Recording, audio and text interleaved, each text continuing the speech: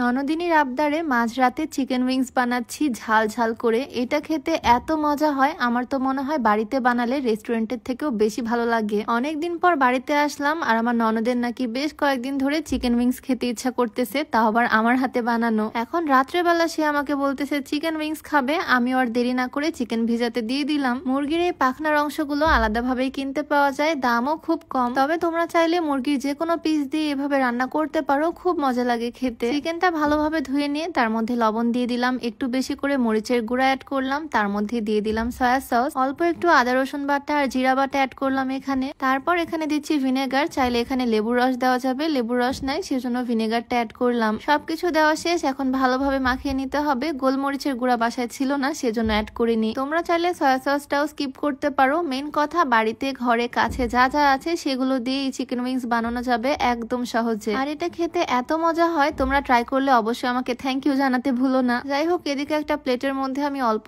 আটা আর অল্প কর্নফ্লাওয়ার নিয়ে নিলাম, তার মধ্যে দিয়ে দিলাম সামান্য একটু লবণ আর একটু মরিচের গুঁড়া এখানে অ্যাড করব, তারপরে ভালোভাবে মিক্স করে নিব।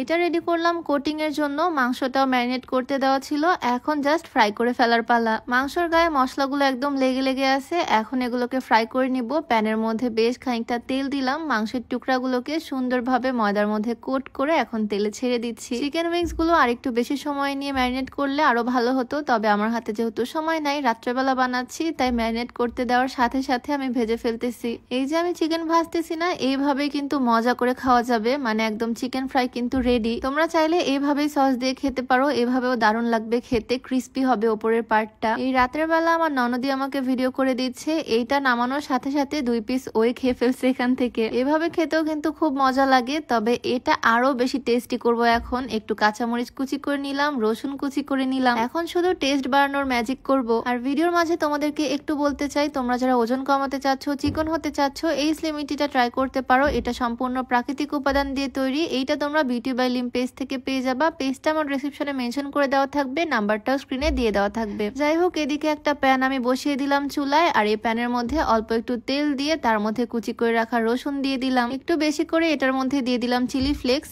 এই উইংসটা না অনেক ঝাল ঝাল হয়, খুবই স্পাইসি হয়, খেতে দারুণ লাগে। এর মধ্যে আমি আরো একটু গুঁড়া মরিচ অ্যাড করলাম, তারপরে দিয়ে দিলাম বেশ খানিকটা টমেটো সস, অনেকটা বারবিকিউ সস। তোমাদের কাছে বারবিকিউ সস না থাকলে শুধু টমেটো সস দিয়েও রান্না করা যাবে। আমি অল্প একটু সয়া সস এখানে অ্যাড করলাম। সসে যেহেতু এনাফ লবণ থাকে, তাই এখানে আর কোনো লবণ দিইনি এক্সট্রা করে। এইখানে আমি অ্যাড করতেছি হানি, মানে মধু। তোমরা চাইলে এখানে চিনি ইউজ করতে পারো, তবে রেস্টুরেন্টে হানি ইউজ করে, হানি উইংস, যেটা অনেক মজা লাগে। তবে চিনি দিলেও কিন্তু টেস্ট খারাপ আসে না। অল্প একটু তিলও আমি এটার মধ্যে অ্যাড করছি, আর তার মধ্যে এই ভেজে রাখা চিকেন উইংস গুলো দিয়ে ভালোভাবে নাড়াচাড়া করে নিচ্ছি। ভয়েস ওভার দিতে গিয়ে আমার মুখে পানি চলে আসতেছে, বারবার আমি ঢোক গিলতেছি, এমন একটা অবস্থা। এই যে আমার জুসি চিকেন উইংস গুলো কিন্তু একদম রেডি। দেখে তোমাদের কাছে কি মনে হচ্ছে এটা খেতে কেমন হতে পারে? সত্যি বলতে, আমি যাদেরকে আজ পর্যন্ত চিকেন উইংস বানিয়ে খাওয়াইছি তারা সবাই অনেক প্রশংসা করছে। তোমরাও চাইলে এভাবে বাসায় ট্রাই করে বানিয়ে দেখতে পারো, আমি গ্যারান্টি দিচ্ছি দারুণ লাগবে। রেস্টুরেন্টের থেকে কোনো অংশে কম হয় না। রেস্টুরেন্টে তো 6 পিস দিয়েই অনেকটা বিল রেখে দেয়, তবে এইটা খুব কম খরচে বাড়িতে বানাতে পারবা, খুব মজা লাগবে খেতে। এই রাত্রেবেলা খুব মজা করে সবাই মিলে চিকেন উইংস খেলাম আজকে। তবে এখানেই শেষ করছি, সবাই ভালো থাকো, আল্লাহ হাফেজ, আসসালামু আলাইকুম।